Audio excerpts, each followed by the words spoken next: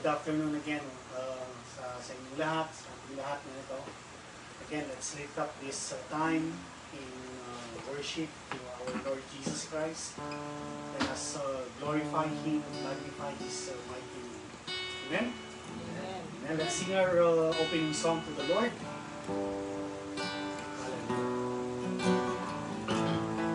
Hallelujah. Lord Jesus, we lift up to you all glory, honor, and praises.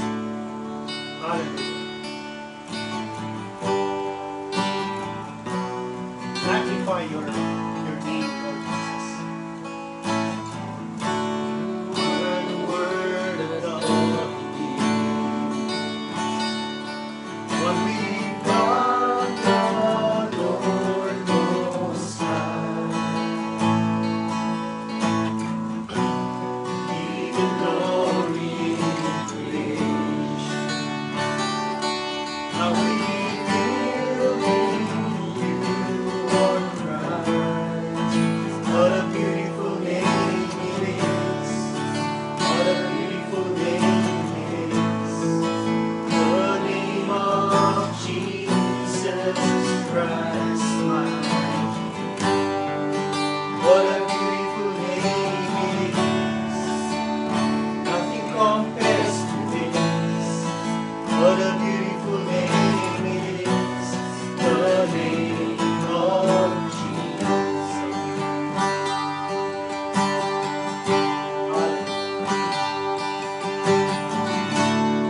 You didn't want heaven without. So Jesus, you brought heaven down. Seems great, your love is greater. What could separate us now? What a wonderful name it is. What a wonderful name it is. The name of Jesus Christ, my King. What a wonderful name it is. Nothing compares to this. What a wonderful name it is. The name of Jesus. What a wonderful name it is. The name of Jesus. Death could not hold you. Pain falling before you. Silence the close of sin and grave. Heavens are roaring, praise of your glory. For you are raised to life again. You have no rival, you have no equal. Now and forever, God, you reign. Yours is the kingdom, yours is the glory, yours is the name above all names. Powerful name. What a powerful name it is. The name of Jesus Christ, my King. What a powerful name it is. Nothing can stand against. What a powerful name it is. The name of Jesus. You have no rival. You have no rival. You have no equal. Now and forever, God, you reign. Yours is the kingdom, yours is the glory.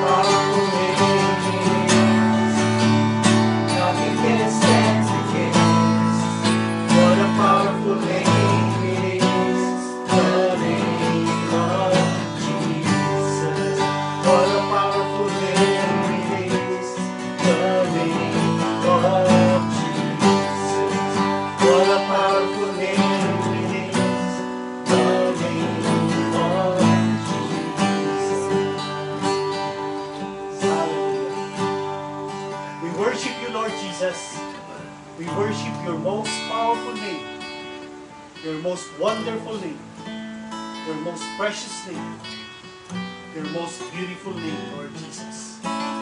The name which is above every name. Hallelujah. We thank you, Lord. We thank you, Lord God, for what you have done. You have given us your only begotten Son, and given him the name which is above every name, and that at the name of the Lord Jesus, every knee will bow and every tongue will confess that Jesus is Lord. We confess you right now, Lord Jesus, that you are Lord of heaven and earth. You are our Lord, our God. You are the Lord that we serve and worship, Lord. Hallelujah. Lord Jesus, may your name be exalted even right now in our lives, in our midst, in this place. Let your name be magnified, Lord Jesus. Let your name be exalted and be adored and be worshipped. For we worship that only name, the name of the Lord Jesus, for the glory of God Father. Hallelujah. We love you, Lord Jesus. We love you, Lord. We thank you, Lord, for the finished work on the cross. We thank you, Lord, and we receive all the benefits of what you have done on the cross. We thank you, Lord. Even right now, we thank you, Lord, for giving us this time, the opportunity, and the privilege to worship you and serve you. Lord, hindi lahat ng tao ay sinasamba ka. Pero kami ngayon, Panginoon, binibigay namin ang buong puso namin sa aming pagsamba ngayon sa oras na ito. Come and be exalted, Lord, in our midst. Come and be worshipped and be magnified. Come and take your place. We acknowledge you, Lord Jesus. We acknowledge you as our God, the God who is with us. You said, Lord, in your word, where two or three are gathered together in your name, you are there in the midst of them. And so, Lord, we acknowledge your presence right now. Hallelujah. Fill us in this place, Lord, with your most presence, most powerful presence, Lord, with your Holy Spirit. Lead each and every one of us to serve you and worship you. Hallelujah. Even right now, Lord, fill us with your Holy Spirit. Let your Holy Spirit come upon us and teach us how to serve you and worship you for the glory of God. Hallelujah. We love you, Lord Jesus. We love you. We lift up to you all the glory, honor, and praises. In Jesus' name, amen. Amen. Hallelujah. Let's continue to sing our songs to the most everlasting God, to our God, our Lord, and our Savior. Amen. Hallelujah. Let's clap our hands to the Lord. Hallelujah.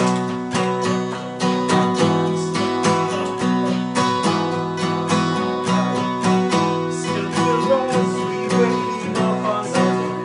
We wait upon the Lord. We wait upon the Lord.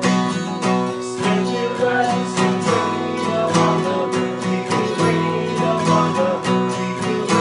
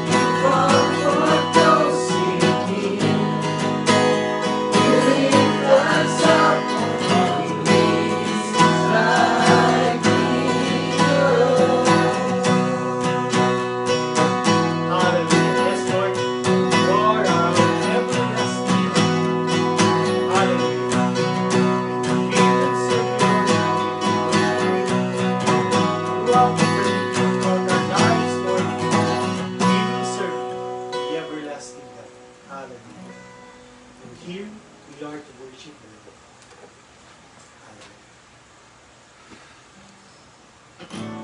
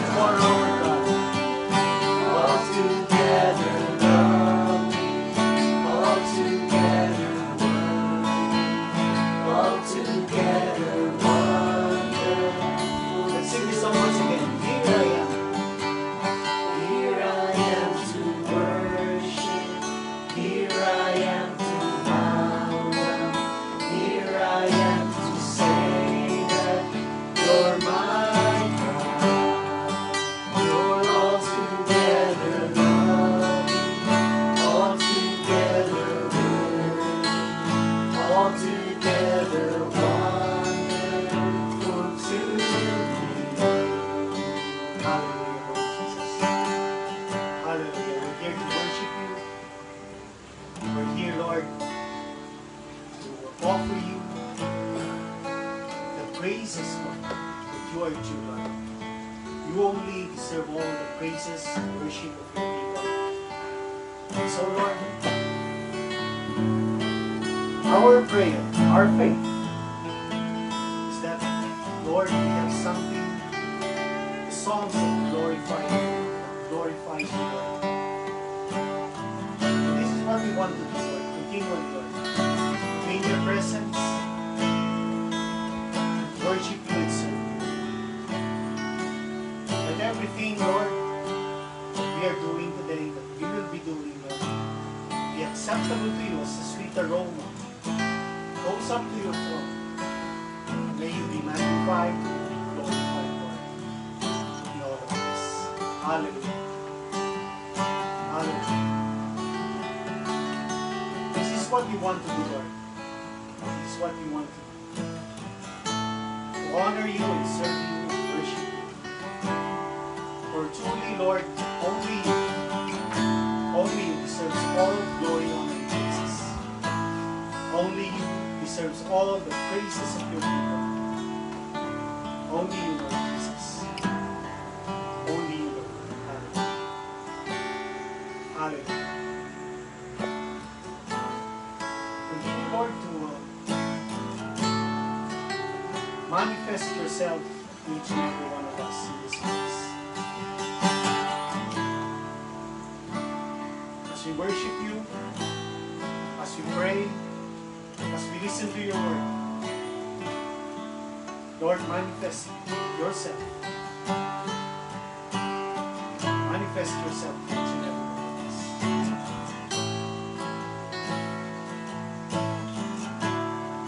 Come and work in our midst. Let signs and wonders follow us to hear your word. Let healing be upon each and every one of us. To everyone who would hear your word. Let your healing be upon those who call on your name. Let healing be upon those who believe in you. Let healing be upon those who believe in your finished work on the cross. Hallelujah. We glorify you. We glorify you, Lord Jesus. Hallelujah. Thank you, Lord. Thank you, Lord, for everything that you have done for us. Maraming salamat, Panginoon, sa presensya mo. Continue to worship you, Lord. Everything that we will do today, Lord, pagsamba namin ito, Panginoon. Tanggapin mo po ang aming pagsamba. At ang lahat ng ito ay ginagawa namin sa pinakamaganda mong pangalan, Panginoon Jesus, para sa kaluwalhatian ng Ama, ng Diyos. Lahat ay magsabi ng amen. Amen. Praise the Lord.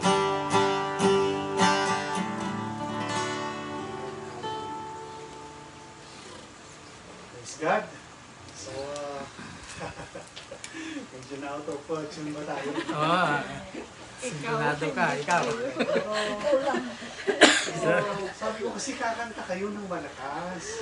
Hindi na nga kami, kung sabayan ka namin, hindi sintonado rin. Sintonado rin. Anyway, Lord, sorry. At pero alam ko, nagigaya ng Panginoon. Because we do serve and worship the Lord in all of His glory, in the glory of the Lord. Amen. So, let's continue to be in the presence of God. Let's hear the Word of God. Are you ready to hear the Word of God? Amen. Amen. Hallelujah.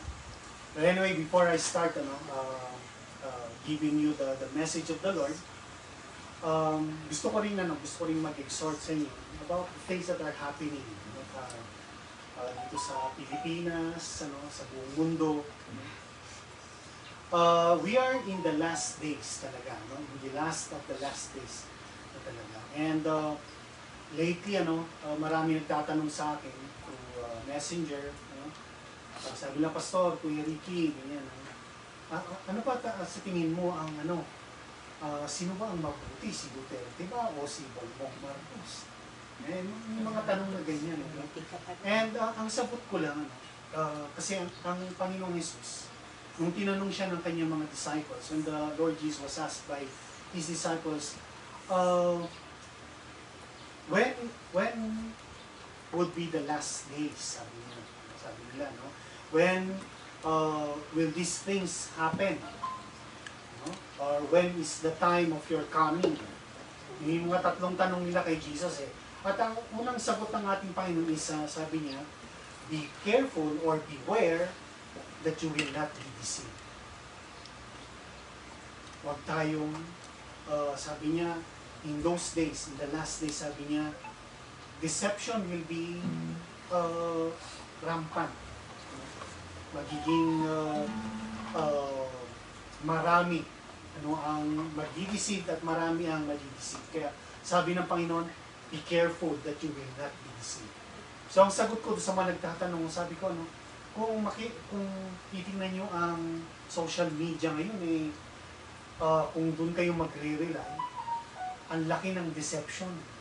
Ang daming, hindi mo talaga malalaman kung ano ang totoo. Kasi wala naman, ang fake news ngayon wala namang penalty. Hindi pinapenalize ang mga fake news ngayon. Actually, kumikita pa nga yung mga nagbibigay ng fake news eh. Pag doon kayo nag-rely, madideceive tayo. And as Christians, dapat itong tandaan natin as Christians, we are actually not siding on any of this. Sabi na, sino bang mabuti? Kung titingnan nyo sa social media, marami nagsasabi, mabuti si BBL. Marami nagsasabi na mabuti si PRDD. PRRD pala. PRRD. So, saan ba tayo lulugar doon?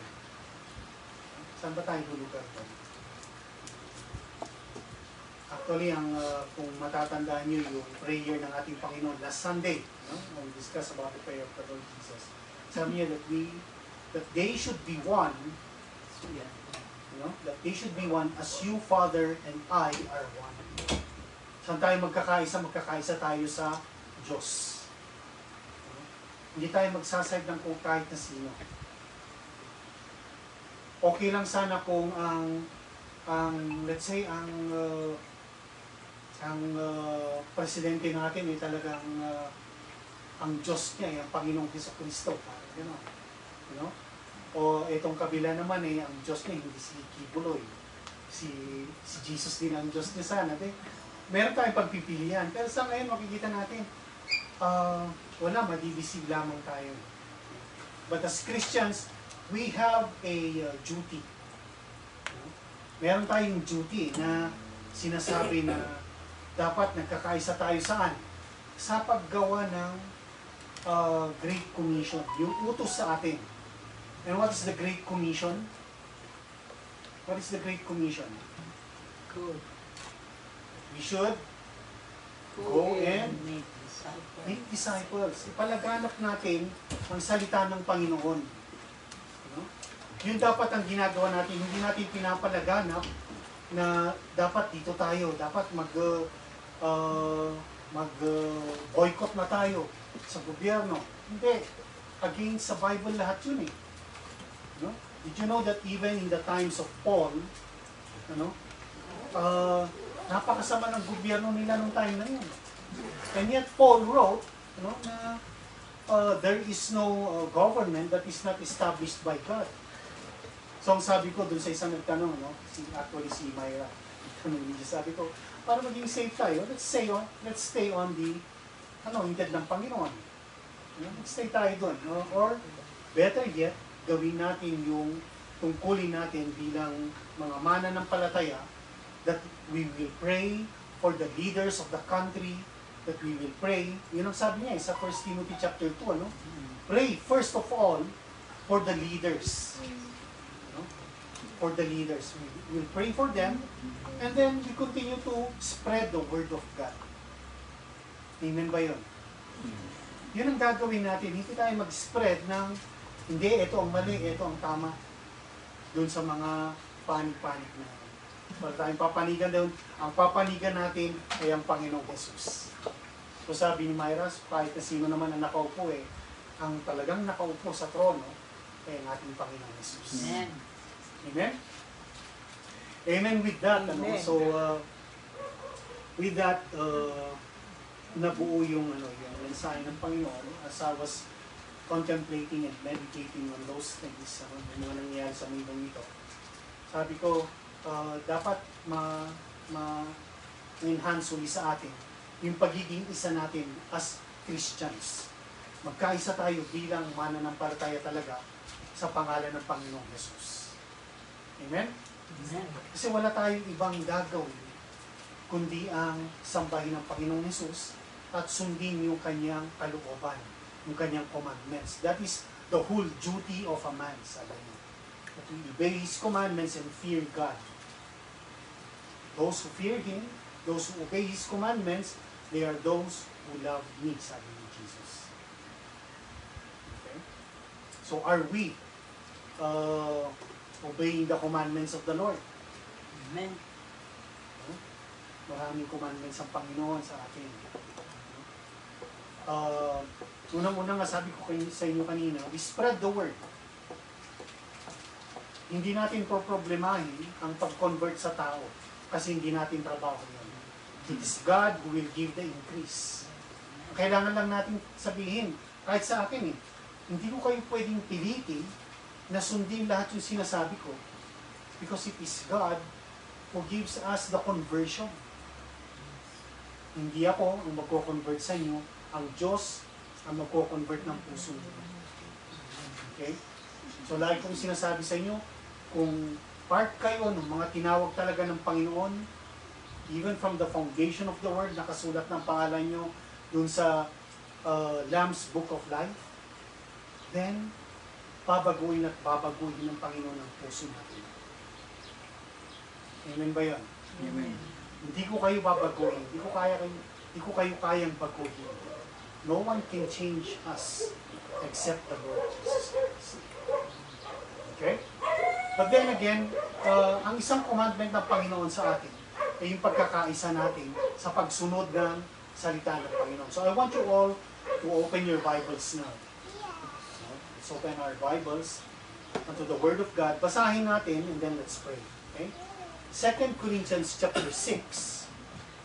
Go to 2 Corinthians chapter 6. Start natin sa verse 14. I'll be reading in the New American Standard Version. Samahan niyo ako sa pagbabasa nito. In verse 14, sabi niya, do not be bound together with unbelievers. For what partnership have righteousness and lawlessness? Or what fellowship has light with darkness? What harmony has Christ with Belial? Or what has a believer in common with an unbeliever? Or what agreement has the temple of God with idols? For we are the temple of the living God. Just as God said, I will dwell in them and walk among them, and I will be their God, and they shall be my people. Therefore, come out from their midst and be separate, says the Lord, and do not touch what is unclean. And I will welcome you, and I will be a father to you, and you shall be sons and daughters to me, says the Lord Almighty. Tuloy natin hanggang chapter 7, verse 1. Sabi niya, therefore, having these promises, beloved, let us cleanse ourselves from all defilement of flesh and spirit, perfecting holiness in the fear of God. Purihin ang Panginoon sa kanyang salita. I want you all to bow down your heads and let's pray. Hallelujah, Lord. We want to thank you for your word this afternoon to us. Your words, you said, Lord, are sharper than any two-edged sword. Let your words comes out of my mouth, Lord, be as fire that devours those who listen to it. And let everyone who listens to your word be as wood that is being devoured by your fire. Matutunan namin, Lord, na makita ang kahulugan ng mga sinasabi mo nito sa iyong salita, Panginoon. Let your Holy Spirit teach us, even right now, to understand what you are telling us. And again, I pray, Lord, that everyone who would hear your word and receive it, Lord, receive the grace to obey and follow. I'm asking again, Lord, for utterance. Let me speak your word, rightly dividing it, Lord. And may everything, Lord, that you will do to us through your word, glorify your name. In Jesus' name we pray. Amen. Amen. Amen. Hallelujah. So dito, makikita natin, ang unang-unang sinasabi niya dito, meron siyang commandment. The very first thing that we could see here is that the commandment for us not to be unequally yoked with unbeliever. So that's the first thing.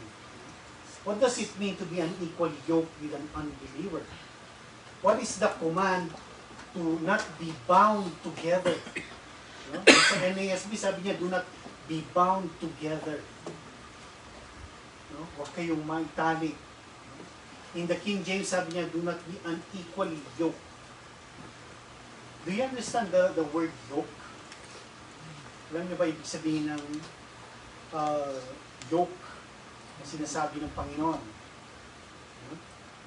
Yung yoke na ito yung ito yung, alam niyo nilalagay doon sa kalabaw. Nasa leg mo. Doon sa liig nila. Kuminsan, kapag mabigat yung trabaho kasi, kuminsan dalawa ang nilalagay pa nilang mga kalabaw, mga ganyan, ox. So lalagyan nila yun ng kahoy dun sa batok nila para magkasama sila. Pero yung kahoy na yun ang nilalagay ay para panghila dun sa trabahong gagawin ng kalabaw. Kuminsan, dalawa ang kalabaw na ginagamit, kaya yung yoke na yun, makikita natin, dalawa ang parang lagayan nung yoke na yun, yung kahoy na yun, yung sa batok ng mga kalabaw, sa leeg nila, nakatali yun. Kaya ang ibig niyang sabihin, to be unequally yoked, ang unequally yoked, ibig sabihin, hindi pwedeng, or dapat pantay, dapat equally yoked. Kaya lang, yung iba, ang ginagamit nila, kumisan malaki yung isang kalabaw, maliit yung isang kalabaw, or kaya malakas yung isang kalabaw, mahina yung isang kalabaw. Kapag dalawa na silang nagtatrabaho, hindi matatapos ang trabaho kasi hindi sila pantay na gumagalaw. Ganon ang commandment sa atin. Huwag tayong maging equally yoked with unbelievers. Bakit? Hindi pwede. Hindi matatapos ang pinapagawa ng Panginoon kung parehas tayong nakikipamatok. Pamatok sa Tagalog yung yoke. Huwag kayong makikipamatok sa mga hindi mananampalataya. Kahit kanino dapat tayo nakikipamatok? Nakikiyok. Kanino? Believers. With believers, yes. Pero ano yung pamatok na yun na inilalagay sa atin? Sabi ng Panginoon in Matthew chapter 11, sabi niya, "Come to me, all of you who are weary and heavily laden, and I will give you rest. Come, learn of me, for my yoke is easy, and my burden is light." Yung trabaho ng Diyos, sabi niya, yung burden niya, hindi mabigat. Pero kailangan pumunta tayo sa Panginoong Jesus. Magkakasama tayo, lalapit sa Kanya, magkakasama tayong pupunta sa ating Panginoon, at magkaisa tayong nakapamatok sa pamatok niya. Kasi ang sinasabi ng Panginoon ang isang pangako niya, Mark chapter 16, sabi niya? "And lo, the Lord worked with them, with the disciples, with the believers." He worked with them. Ang sabi ng Panginoon, "I now will be with you even to the end of ages." Kasama natin magtatrabaho ang Panginoon. Yun ang pamatok dapat na nasa atin. Kaya nga hindi kayo makikipamatok, hindi kayo makikiisa. Ibig niyang sabihin dito, pakikiisa yung yoking sa mga hindi mananampalataya. Maraming dahilan ng Panginoon dito. Hindi niya naman sinabing kapag hindi mananampalataya believer yung asawa mo, i-divorce mo na. Hindi naman yun ang ibig niya sabihin. Kasi in 1 Corinthians chapter 7, sinasabi niya, if the unbelieving spouse, yung husband or your wife, unbeliever siya, wants or decides to abide with you, then let him, do not separate with him, sabi niya. Kaya makikipaghiwalay. Kasi hindi niyo alam kung gagamitin kayo ng Panginoon para ma-convert naman yung partner niyo. Pero unang-unang sinasabi niya dito, huwag kayong makikipamatok na sa hindi nga mananampalataya. So, when it comes to relationship, kung susundin natin yung sinasabi ng Panginoon, maghanap kayo ng kapananampalatayang ninyo na partner. This comes with in partnership. Partnership in life, partnership in business. Tingnan niyo pati sa business, dapat hindi kayo equally yoked. It's either mas mataas kayo or wag na wag kayong magkakaroon ng partnership with an unbeliever. So, ibig bang sabihin nito kapag unbeliever yung boss mo, magre-resign ka na? Hindi rin. Kasi sinasabi rin in the book of Peter, sabi niya, be loyal to your employers. Susundin nyo naman yung mga employers niyo. Otherwise, kung hindi nyo talaga kaya, then look for another job. Ask the Lord na i-guide kayo, maghanap ng ibang trabaho. Pero ang sinasabi lang ng Panginoon sa atin, to be equally yoked with unbelievers, hindi magiging maganda ang resulta nito. Okay? Especially in partnership. Hindi kayo magkahanggan. Okay? So, ito yung commandment sa atin. Ito yung commandment sa atin. And if you would take this, kasi sabi ng iba, paano tayo makakapag-share ng gospel kung hindi tayo makikisalamuha sa mga unbelievers? Hindi ko naman sinabing huwag tayo makisalamuha. Hindi tayo maki-hang out sa kanila. But first, make sure na yung reason you to hang out with them is really to share the gospel. Kasi kung hindi naman, eto yung danger dito Marami na akong nakita na mga Christians hanging out with unbelievers. Kadalasan ang nangyayari, hindi nila mahihila yung unbeliever. Yung unbeliever ang hihila sa kanila. Nasubukan nyo na ba yun? Yes. Ha? Nasubukan ko mismo yun Nasubukan ko mismo yun. Kung hindi mo tatayuan ang pagiging Kristiyano mo, hihilain at hihilain ka ng sino man yung kasama mo. Okay? Hihilain at hihilain ka niyan. Nasubukan ko rin yan. Pero once na tinayuan natin yung identity natin as believers, as Christians, then magkakaroon tayo ng pagkakataon na i-share sa kanila si Jesus. Okay? But if you are ashamed of the gospel of Christ and the Lord Jesus Christ, and you start to deny the Lord Jesus Christ, sa buhay ninyo, ang sabi ng Panginoon, He will also deny us before the Father when the time comes. Okay? So do not be unequally yoked. Kung ang mga kaibigan mo, this is the cost of following the Lord Jesus. Marami tayong iiwanan na malapit sa atin kung ayaw nilang sumama. Kailangan iwanan natin. We will have to make a decision to leave them behind. To leave them behind. Ang commandment nga ng Panginoon sa kanyang disciples noon, sabi niya, pag pumasok kayo sa isang bahay at hindi kayo tinanggap, pagpagin niyo yung mga sapatos niyo pag alis niyo. Huwag kayong ang tawag natin dito, Hindi tayo, hindi natin ibababa yung standard natin para sa kanila. Dapat sila ang sumunod dun sa standard ng Panginoon. Naintindihan niyo yun? So that is being equally yoking with unbelievers. Kapag hindi natin sinunod ito, this is rejecting or denying the Lordship of the Lord Jesus Christ. Kasi ito ang kalooban niya even from the very beginning. Ito ang sabi niya kay Abraham. Pakinggan niyo ito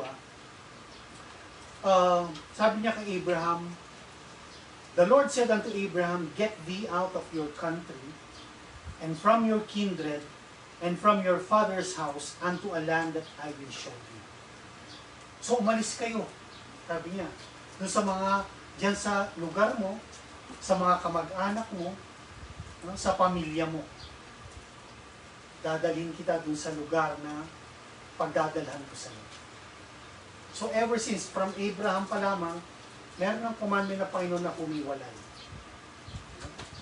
In the book of Leviticus, nandun tayo sa book of Leviticus sa Bible reading natin yan. Sabi niya, in chapter 18, sabi niya sa Israel, in verse 3, do not act like the people of Egypt where you used to live, or do not be like the people of Canaan where I am taking you. You must not imitate their way of life. You must obey all my regulations and be careful to keep my laws, for I, the Lord, am your God. I am the Lord your God. So sinasabi niya, huwag niyo gagayahin yung ginagawa ng mga tao. Humiwalay kayo. In chapter 20 ng Leviticus, in verse 23, sabi niya, do not live by the custom of the people whom I am going to expel before you. It is because they do these terrible things that I detest them so much. Kinamumuhian ko sila kasi ganito ang ginagawa ng mga mundong yan. In Romans chapter 12, in verse 2, kabisado niyo ba ito? Romans chapter 12, verse 2. Do not be conformed to this world, but be transformed by the renewing of your mind, that you may prove what is that good and acceptable and perfect will of God. Do not be conformed to this world. Commandment ng Panginoon ito. This is in relation to be not equally yoking with the world, with the unbelieving world. Hindi dapat tayo nakikiisa. At hindi tayo nagko-conform. Conform is meaning, huwag natin ginagaya. No? So, ever since ang commandment ng Panginoon, huwag niyong gagayahin yung ginagawa ng mundo. Okay? So, i-relate nyo to sa mga nangyari sa atin ngayon. Kailangan bang makigaya tayo dun sa, dito tayo kay PRPT, o dito tayo kay BBM. Hindi. Ano? Dito tayo kay Jesus palagi. Amen. Amen. Romans chapter 16, verse 17, sabi niya, now I beseech you, brethren, mark them which cause divisions and offenses contrary to the doctrine which you have learned, and avoid them. Avoid them. Iwasan natin. Okay? Meron pa ako dalawang verses na nilagay dito. 2 Timothy chapter 3, kung saan sinasabi niya, in the last days, perilous times will come. Men will be lovers of themselves, And in verse 5, sabi niya, from such turn away. In the last days, sabi niya, maraming disobedient to parents, lovers of selves, more than lovers of God, lovers of pleasure, more than lovers of good. Sabi niya, from such, you turn away. Iwasan ninyo. Iwasan natin yung mga bagay na yun, sabi niya. And in 1 Corinthians chapter 5, verse 11, I have written unto you that do not keep company if any man that is called a brother be a fornicator, covetous, idolater, a railer, or a drunkard, or an extortioner. With such a one, no, not even to eat with them. kahit makikain. Ano? Ito yung mga professing Christians. No? Sinasabi nga Christian sila, brother sila, sister sila. Pero ang ginagawa nila, yung ginagawa ng mundo. Sabi niya, kahit makikain nga, huwag kayo makikikain sa kanila. So nakita niyo kung gaano kabigat yung commandment na not to be equally yoked. Do not be equally yoked with unbelievers. Huwag tayo makikiparehas ng pamatok sa kanila. Kasi hindi natin magagawa yung sinasabi ng Panginoon. Marami sinasabi ng Panginoon. In Psalms chapter 1, sabi niya, do not sit in the seat of the scornful, nor stand in the way of sinners, nor walk in the way of the ungodly. Huwag tayo doon. No? Merong dahilan ng Panginoon. Ano yung dahilan ng Panginoon? No? What is the reason behind? Ito yung second point ko dito. What is the reason behind why the Lord is commanding us not to be equally yoked? Yung mga binasa natin mga talata kanina, sabi niya, huwag niyong gagayahin. No? Huwag niyong gagayahin yung mga ginawa nila. Yung ginagawa nila sa Egypt o yung ginagawa ng mga tao sa Canaan, kung saan po kayo dadalhin. Huwag niyong gagayahin yung ways nila. What is the reason? Balik tayo sa 2 Corinthians chapter 6. 2 Corinthians chapter 6 in verse 14. Do not be unequally yoked with an unbeliever. Sabi niya, for what fellowship has righteousness with unrighteousness? What communion has light with darkness? What concord has Christ with Belial? Or what part has he that believes with an infidel? Infidel dyan is someone who does not believe. What agreement has the temple of God with idols? For you are the temple of the living God. Fellowship, partnership, harmony, commonality, agreement, wala. Walang agreement. Walang fellowship. Walang partnership. Naintindihan niyo ba yun? Kaya nga, sabi ko kanina, when it comes to business, nag-iisip ka ng business, huwag ka maghanap ng business partner dahil marami siyang pera pero unbeliever siya, matatalo at matatalo ka.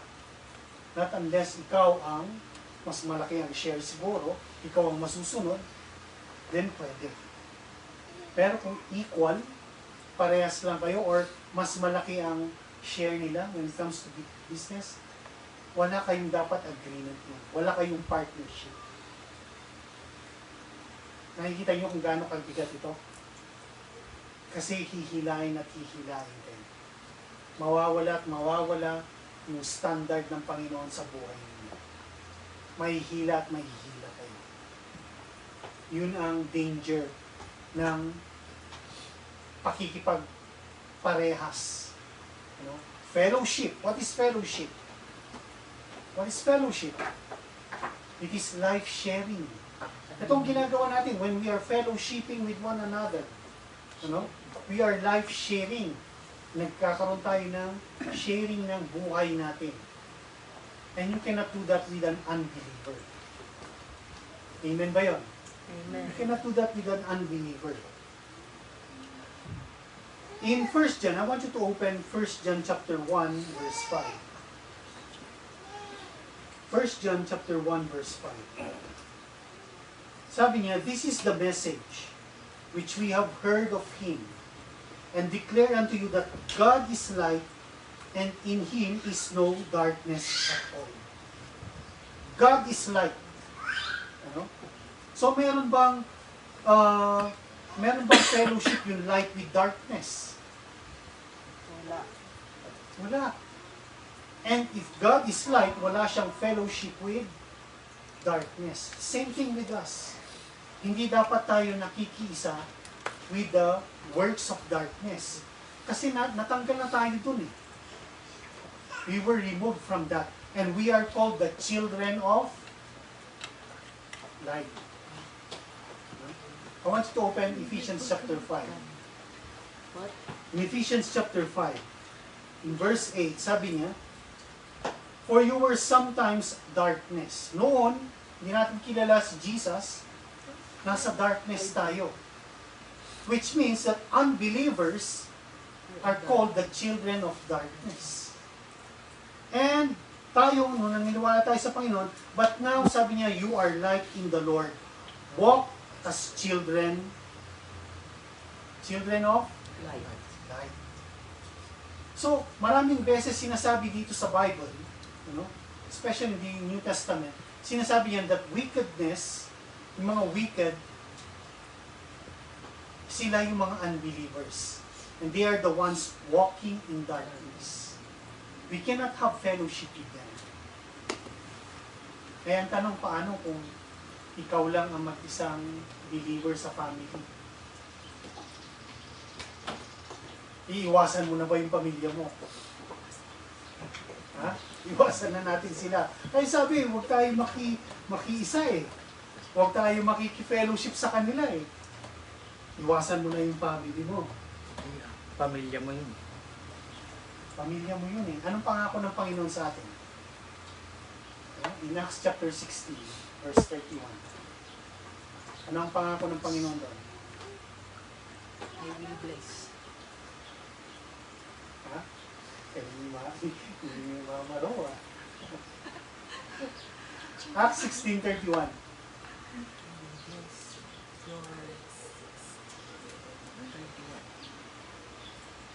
What does it say? Believe in the Lord Jesus, and you will be saved, you and your house. And your house. Pangako ng Panginoon yun eh. So paano mangyayari yun? Kailangan gawin natin yung commandment ng Panginoon na i-share si Jesus sa family natin. So, eto yung commandment ng Panginoon. Eto yung gusto ng Diyos. Eto yung kalooban ng Diyos. Na kapag naligtas ang isa sa pamilya, gusto ng Panginoon maligtas yung buong pamilya. So you do not have to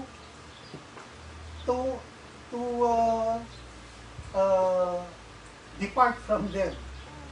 You do not have to get rid of them or get rid of yourself from them. Hindi mo na kailangang umalis or lumayo. Kasi ang gusto ng Panginoon, maligtas din sila. Pero paano sila maliligtas kung hindi ka magsasalita? Kung hindi mo sasabihin, kung hindi mo sasabihin ang tungkol sa gospel ng Panginoon, kung hindi mo sasabihin ang tungkol sa Panginoon Jesus, hindi sila maliligtas. Naintindihan niyo ba yun? So sabi niya, saan na tayo? God is light, and in Him is no darkness at all. There is no fellowship of light and darkness.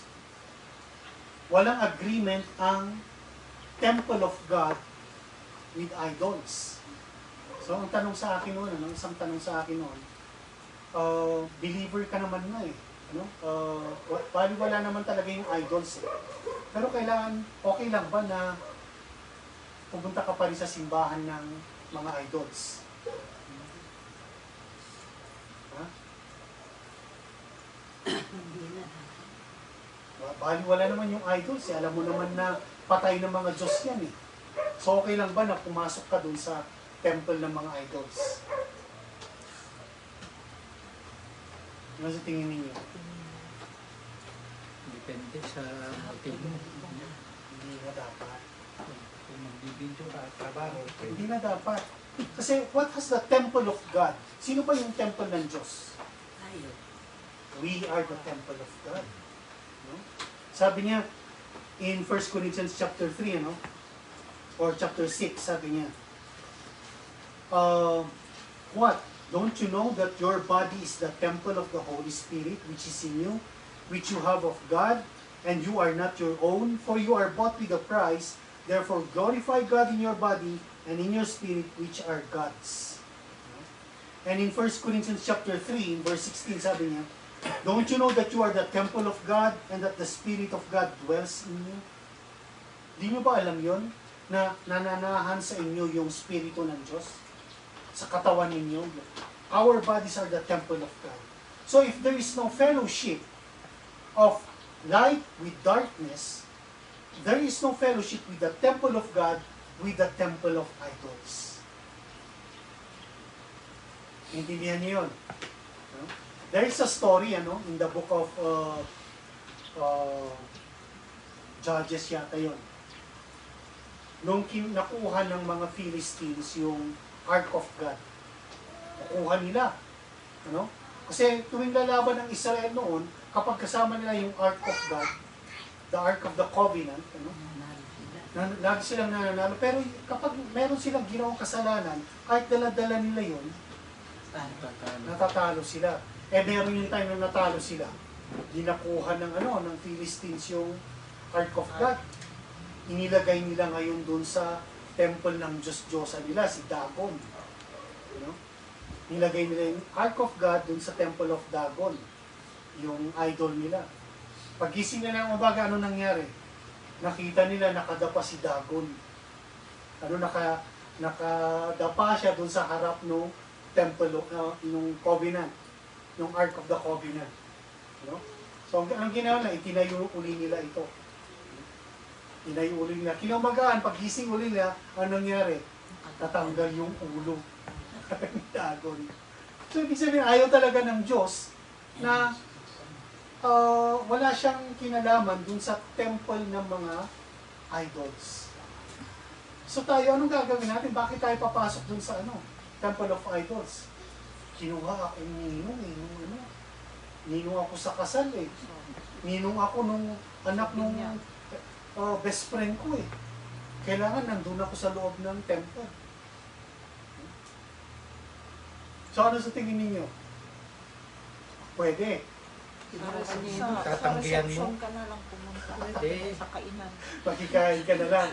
Hindi, sa akin pwede. I-share mo dadali mo sa Panginoon yung bata Pwede kasi Hindi mo nga sila madadala Hindi. sa Panginoon Paano mo siya dadalhin? Kinuha ka nga as godparents. So pupunta ka doon Bakit mo tatanggihan? para makipamatok doon sa ritual nila. That is ritual, that is not baptism. You have to remember that. That is not the baptism that the Lord has taught you. Pero doon ka nila dadalhin. Doon ka nila dadalhin. So, paano ka magiging light doon? Paano ka magiging light doon? You cannot be a light in that. It's either ibaba mo yung standard mo na salita ng Panginoon and yoke with them, or you stand your ground and share to them the gospel, the good news. Pagkatapos na yun. Naintindihan niyo yun? Mamimili at mamimili tayo. Mamimili at mamimili tayo. So again, sabi niya, don't you know that you are the temple of God? And the temple of God has no agreement with the temple of idols. Malinaw yun na commandment ng Panginoon. Ano pa sinabi niya? What concord has Christ with Belial? Belial is the name of, actually, the devil. Ano yung concord? Ano yung pagkakaisa nila? Kahit minsan walang pagkakaisa si Christ sa demonyo. God can use the devil, but He never agreed with the devil for anything. Walang harmony. Harmony.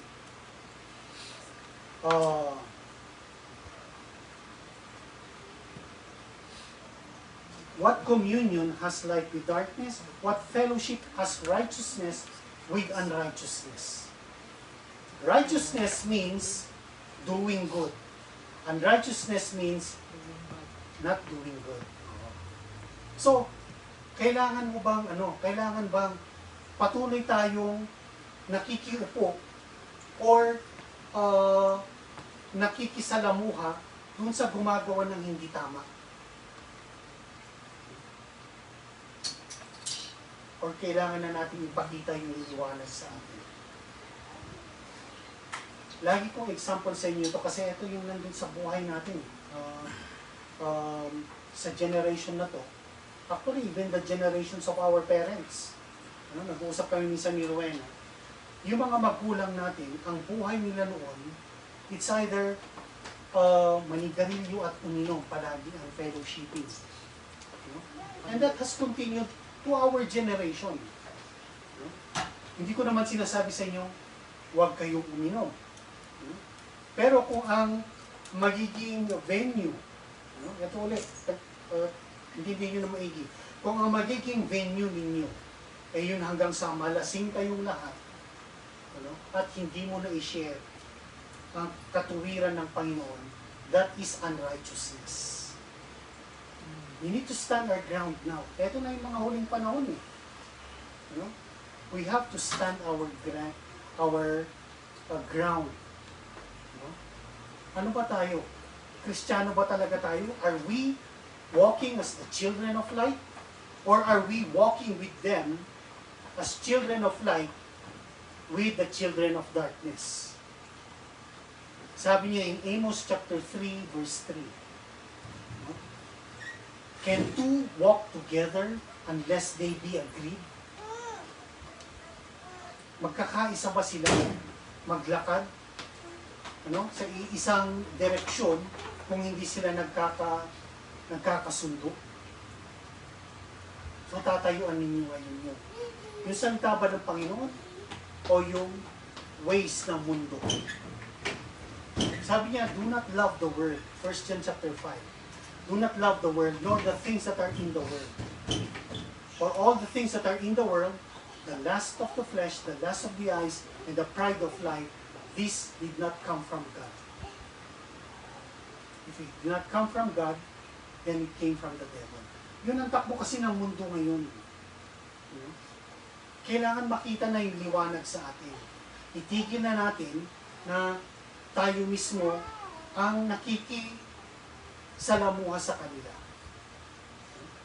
They came to visit you because they are your friends. May dala-dala sila mga bote, giinuman. You can stand your ground by putting the light of Christ.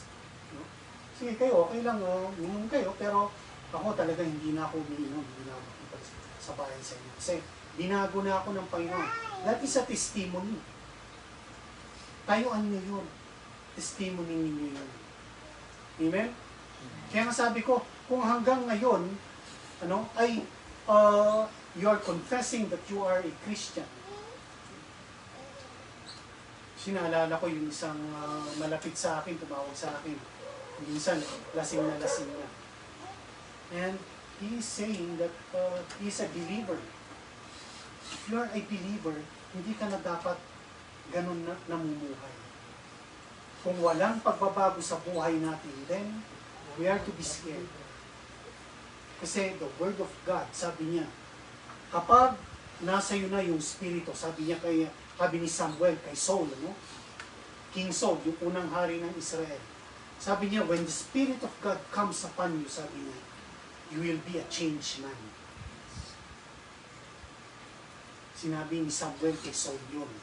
At totoo nga, nung napuspos ng banal na Espiritu, si King Saul, si Saul, nag-prophesy siya. Nag-iba siyang tao talaga. He was a changed man. When the Spirit of God comes upon you, sabi niya, you will be a changed man. Hindi mo nagugustuhin yung mga ginagawa mo noon. Okay? So that is the reason. That is the second point. First, we are given a commandment not to be equally yoked with unbelievers. And the reason for that is because there is no fellowshipping with the kingdom of light, with the kingdom of darkness. The temple of God with the temple of idols. Wala. Okay? Christ with Belial. Walang pagkakaisa yan. Walang fellowshipping dyan. Kaya sabi niya, walk as children of light. Walk as children of light.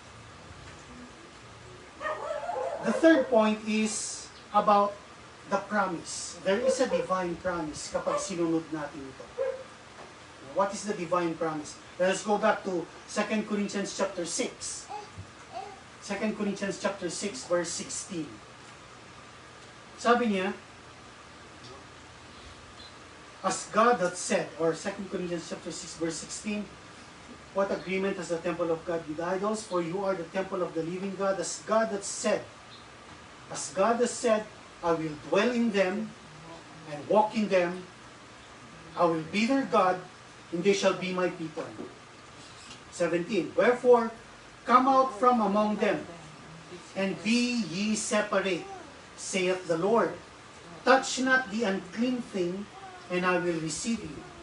And I will be a father unto you, and you shall be my sons and daughters, saith the Almighty. Ito yung pangako niya. What's the promise? Sabi niya, I will dwell in them. I will live in them. Anong sinasabi nito? When the Lord says, I will dwell in them and I will live in them, yun ang fellowship. That is the fellowship. John said in 1 John chapter 1, our fellowship is with the Father and with the Son.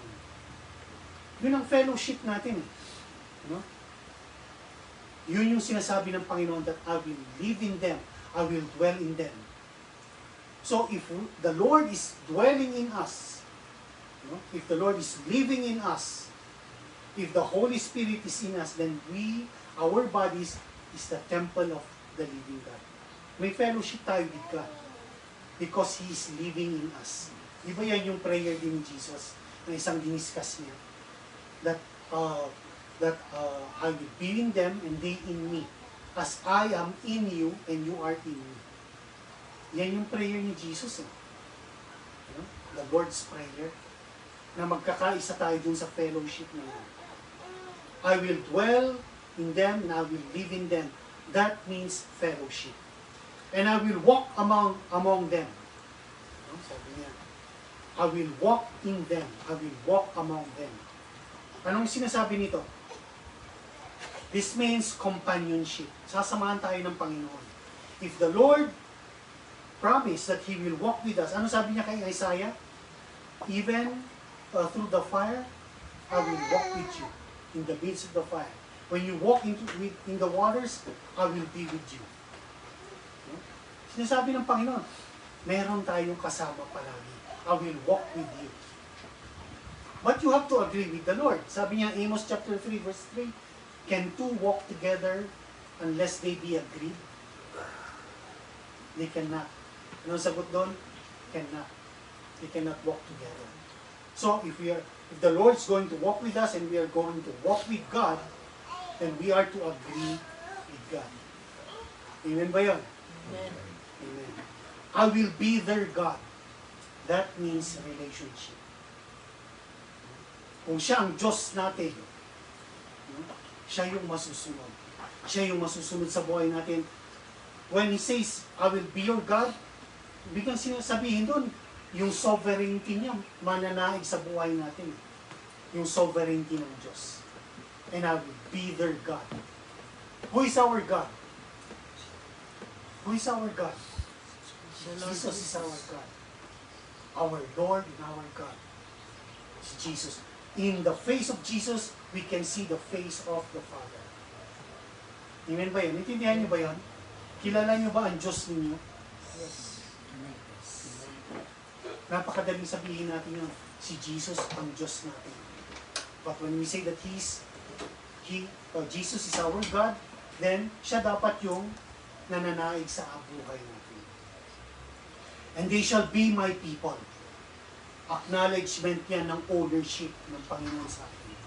Pag sinabi niya, you will be my people, ibig sabihin siya ang bubuhay sa atin, siya ang magdedirect sa pupuntahan natin, siya yung mag-iingat sa atin. Kasi tao niya tayo eh. Anak niya tayo. Lahat ng anak ng Diyos, lahat ng tao ng Diyos, iniingatan niya. Amen ba yun? And I will receive them. I will welcome them. This means, He will bring us into a place of consciousness ng conscious tayo na malapit siya sa atin. I will receive you unto myself. Sabi niya, tatanggapin niya tayo kung nasaan siya, doon niya tayo dadalhin. Yun ang gusto ng Panginoon. He will receive us unto Himself. And sabi niya, I will be a father to you. I will be your father. I will be your father. So kahit na wala kang ama, hindi mo naranasan ang pag-ibig ng iyong ama dito, meron kang ama. Pangako ng Diyos yun. That He will be your father. Amen. Amen. Gusto ba natin maging tatay ang Diyos? Amen. Oo, kasi kung hindi siya ang tatay natin, ano sabi ni Jesus? You are of your father. The devil. Ako, the devil. Gusto ba natin yun? You know? This means that the Lord will manifest Himself to us as a father. You know? Ima-manifest niya Himself as a father to us. Yung character niya. He will impart to us the joy of being, of Him being our Father. Mararanasan natin yung pagiging maligaya sa piling ng ating Ama. And lastly, sabi niya, you will be my sons and daughters. You will be my sons and daughters. At kapag sinabi ng Diyos yun, na ikaw ay magiging aking anak, no? You will be my people, you will be my sons and daughters. Ano ang sinasabi niya doon? Ipapakita niya yung distinction ng anak niya doon sa hindi niya anak. No? Ipapakita ng Diyos kung ano ang kaibahan ng anak ng Diyos at doon sa hindi anak ng Diyos. Naintindihan niyo ba yun? Masaya ba kayo doon na ipinapakita ng Diyos sa atin yun? Amen. No? Because even in the Old Testament, tingnan niyo sa Exodus, yung binasa natin, sa Exodus sabi niya, and I will put a division between my people and your people. Sabi niya kay Pharaoh. No? Sabi niya, magkakaroon ng darkness dito, pero doon sa mga anak ko, walang darkness. Magkakaroon ng swarm of flies dito, pero doon sa lugar ng mga anak ko, wala. That is how the Lord shows distinction. No? That is how the Lord shows distinction. Nagkasakit yung anak mo at yung anak ng isang unbeliever, no? Saan sa tingin niyo yung protection ng Panginoon? Dun sa anak ng believer. Not really on the children of the unbeliever. It is always on the part of the believer. Kasi anak niya yun eh. No? Nandun palagi yung protection niya. Nandun palagi yung protection niya. Makikita natin yan doon sa buhay ng mga, tingnan nyo, no? Kumpara nyo doon sa mga buhay ng mga anak ninyo. Doon sa buhay ng mga anak ng unbelievers. Makikita nyo at makikita nyo ang distinction. Yung pag-iingat ng Panginoon. Nandun yung pag-iingat. Kahit na anong hirap or danger ang papasukin, nandun yung protection ng Panginoon compared doon sa mga anak ng unbeliever. That is how the Lord shows distinction. And lastly, ano yung conclusion nito? Go to 2 Corinthians chapter 7, verse 1. Ito na yung conclusion niya. Pag every time na mababasa niyo sa Bible, yung therefore, yung word na therefore, you have to find out why, kung ano yung conclusion. Pag sinabi niya therefore, it is a conclusion. So lahat ng ito, sabi niya, therefore, having these promises, beloved, let us cleanse ourselves from all defilement of flesh and spirit, perfecting holiness in the fear of God. So, ano yung mga promises na sinasabi niya? All of the promises na binasa natin, yung promises ng Panginoon, yung divine promises ng Panginoon, I will be your God, I will be your Father, you will be my sons and daughters. Lahat yung mga promises na yun, sabi niya, kung tinatanggap natin yun, sabi niya, beloved, let us cleanse ourselves. This is the conclusion of everything. We are to cleanse ourselves from, saan? The defilement of flesh and spirit, perfecting holiness in the fear of God. Kailangan linisin na rin natin ang ating mga sarili, ang ating mga buhay. Merong part ang Diyos sa buhay natin Pero meron din tayong part na dapat ginagawa. No? Lilinisin natin ang ating spirito at ang ating katawan. From the defilement, yung karumihan ng sanlibutan nito. Pakita natin, yung pagbabago rin, makita rin natin yung pagbabago ng Panginoon sa atin. Kasi kung walang pagbabago makikita tulad ng sinabi ko kanina, then walang Espiritu ng Diyos. And if the Spirit of God is not in you, Romans chapter 8, no? If the Spirit of God does not dwell in you, you are not of Him. You are not of His. Hindi Kanya pag-aari. Wala ka sa Kanya. Sabi niya, the Spirit of God does not dwell in us, wala tayo sa Panginoon. Yun lamang yun, sabi niya.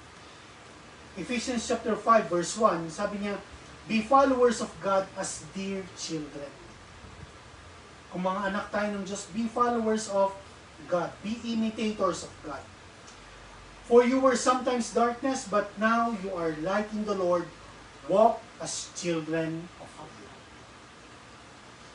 Amen ba yun? Amen. Can we promise the Lord or can we do that? Sa tingin nyo, kaya natin gawin yun? With our own selves? With the Lord's help. Yes, with the Lord's help. But if the Spirit of God dwells in you, Then we can do it. then we can do it. Amen? Amen. So, pero kung wala naman sa atin ang Espiritu ng Diyos, doon nyo makikita na hindi tayo pag-aari ng Diyos. Pag-aari tayo ng kabila. Amen ba yun? Amen. Doon natin makikita eh. Sabi niya, a tree is known by its fruit. Always. A good tree will not bear bad fruit. And a bad tree will not bear good fruit. Makikita at makita natin ang bunga sa buhay mo. Amen? So, sana naintindihan niyo yun. Ano, at dalangin ko na patuloy ninyong maintindihan at ma-realize yung buhay natin bilang mga mananampalataya sa Panginoon. I want you all to bow down your heads. Let us thank the Lord again for His word. Hallelujah. Lord Jesus, again, Lord God, we want to thank you, Lord, for your word. You said, Lord, that your commandments, they are not grievous, but they are life to us. Your commandments are not difficult. Your yoke is easy. And that's why, Lord, you are inviting us to come to you. Lord, you can see our hearts, even right now, the hearts of your children. And Lord, if you are continually calling us, help us, give us the grace, Lord, that we can come to you. For no one can come to you unless the Father draws him. Lord God, draw us to the Lord Jesus Christ, that we may see your glory in His face, in the face of the Lord Jesus Christ, that we may see all the glory of God, and all the goodness of God, and all His grace and mercy, we will have it in our lives. Lord, again, thank you so much for your word today. I continue to believe and pray, Lord, in the name of the Lord Jesus Christ, in your name, Lord Jesus, that you will have this word be quickened in the hearts of those who have heard it and those who will hear it at a later time. Lord, let your word be alive in the hearts and in the lives of everyone who will receive it. I love you, Lord, and we continue to thank you and lift up to you all glory, honor, and praises. In Jesus' name we say, Amen. Amen and Amen. Hallelujah. Let's continue to serve the Lord with our giving, and then may I call on Antiguo again to give us a word of encouragement or a word about tawag natin dito,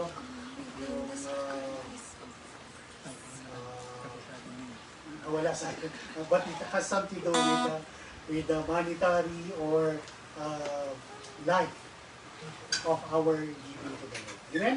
Amen. Tignan.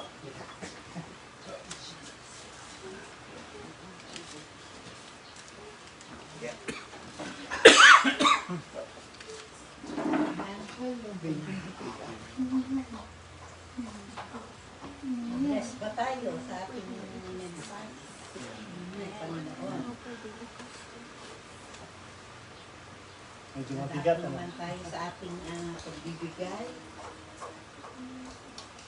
Ang ating verse for our giving is in Matthew 6 verses 1 to 4. Basahin ko rin sa MAS. Sabi dito sa verse 1, sabi niya, beware of practicing your righteousness before men to be noticed by them. Otherwise, you have no reward with your Father who is in heaven. Verse 2, but when you give to the poor, do not sound a trumpet before you, as the hypocrites do in the synagogues and in the streets, so that they may be honored by men. Truly, I say to you, they have their reward in full. Verse 3, but when you give to the poor, do not let your left hand know what your right hand is doing, so that your giving will be in secret, and your Father who sees what is done in secret will reward you. Amen. Amen. Gusto ng Panginoon, Christ calls us to be givers. Amen ba? Amen. So, dito sa binasa natin, sabi, Jesus instructs us to give with as little fanfare as possible. In fact, our generosity should be so low-key that our left hand doesn't know what our right hand is doing. Ibig sabihin lang nito, huwag natin kailangan pangalandakan na tayo'y nagbibigay or tumutulong sa kapwa natin. Boasting na yun. Ipagyabang, pagkalat. Pagyayabang na yan. Sabi dito, in other words, our Lord instructs us on the essence of true charity. Charity here, or love, which is not the outward display of good deeds, but rather the condition of the heart. Yun ang nakikita dapat ng Panginoon sa atin. Yung condition ng heart natin, paano tayo magbigay. Hindi yun boasting. Parang yung sa example, yung araw, yung sun, shine in the heavens without seeking praise, diba? Rise siya sa umaga, pero hindi naman siya nagsisik ng praise. So too should our acts of kindness be done with the desire for recognition. Hindi pwedeng yung sabihin, ako yung kwan, ako yung pinakamalaki ang binibigay sa church. Parang gusto mong sabihin na dapat pinipraise nyo ako dahil ako yung nagbibigay ng malaki. Hindi dapat gano'n, hindi nyo nang tinitignan ng Panginoon na dali. Katulad din yung kwan, yung sa parable, the Good Samaritan. So, siguro alam natin ang parable ng the Good Samaritan, di ba? Nabasa natin. Maganda yung binabasa natin ba ito? Maraming storya doon, magaganda eh. Nakaka-inspire. Sabi niya dito, who despite the disdain of his peers, offered aid to a wounded traveler, not for glory, but out of love. Diba?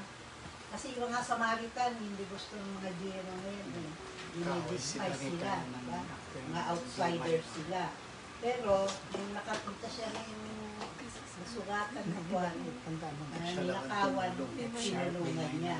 Hindi para sa kanyang glory, kundi out of his love. So, may question. What do you think is the greatest gift? The recognition of man or the joy of serving thy neighbor? No? If God doesn't receive all the glory for our giving, we're doing something wrong. Tama ba? hindi natin luluwalhati ang Panginoon sa ating pagbibigay, may mali na doon, di ba? Hindi na. Our giving also reveals a heart for others. So, makikita natin na dapat hindi tayo tumutulong ng bibigyan galing sa puso. Yung madalas natin naririnig, di ba? Yung galing sa puso. In order for us to give as God instructs us to do, we must be aware of others' needs.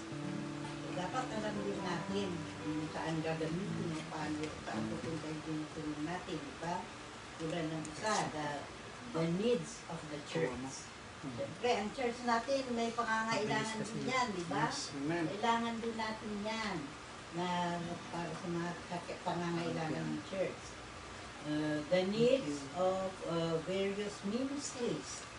Yan, tumutulong din tayo sa ibang ministries para at ganun din, mababalik din sa atin yung pagtulong natin sa kanila.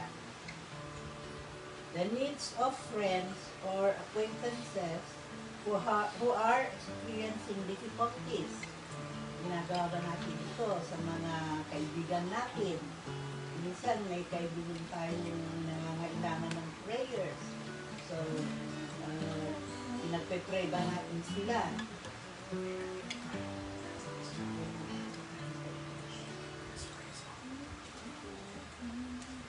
Tapos, the last one is the needs of people in our communities. Mga lugar natin, kung may kapitbahay tayong na kailangan tulong, baka may nangyayari sa kanila, dapat handa rin tayo nito. Mga needs nila. So, yun po ang ating presentation ngayon sa ating living. Let's pray. Father God, thank you for demonstrating what it means to live generously by giving us the greatest gift of all, your Son, Jesus. Show us how we can reflect your love to those around us by living with the same heart of generosity. As we look at how we can live generously next week, remind us that generosity isn't about how much we give, but about how we give with a heart. As we embrace a spirit of generosity, may it draw us closer to your heart and deepen our faith and trust in you. Maraming salamat sa Panginoon sa lahat ng salita mo narinig namin sa araw na ito. Tulungan nito kami na mas makamuhay namin ito upang sa ganon ay makamtan namin ang buhay na walang hanggan sa piling mo. May everything we do give glory and honor to you, Father, your Son, Jesus Christ, and the help of the Holy Spirit.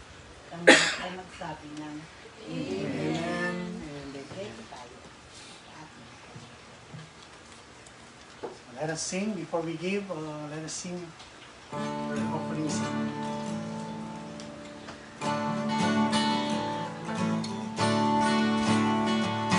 We bring the sacrifice of praise.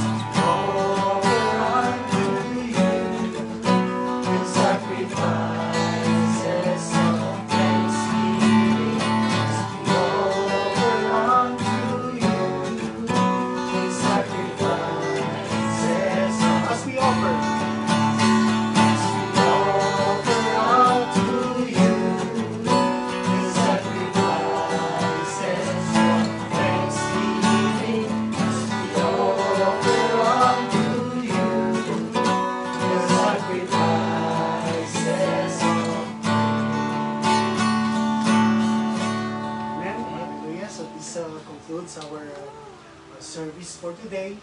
No? So, aniya ko ang lahat na tumayo. Let us thank the Lord again for giving us this time and privilege to serve Him and worship Him. I want you all to bow down your heads now and let's lift up this prayer to the Lord. Lord God, in the name of the Lord Jesus again, we are so grateful and thankful, Lord, that you have given us the chance to serve you and worship you. In everything that we have done today, Lord, we continue, Lord, to believe, Lord, that you have blessed us again. You have blessed us with your word. You have blessed us with your promises. You have blessed us with your Holy Spirit. And you will continue, Lord, to be with us according to your word. So thank you once again, Lord Jesus, for all of your words, your promises. We lift up to you again all the glory, honor, and praises. In Jesus' name, amen. And I want you all to lift up your hands unto the Lord. Sabi ng Panginoon, if you will speak this word to my people, I will put my name on them and I will bless them. May the Lord bless you and keep you. May the Lord make His face to shine upon you and be gracious unto you. May the Lord lift up His countenance upon you and give you the perfect peace in Jesus' name. Amen.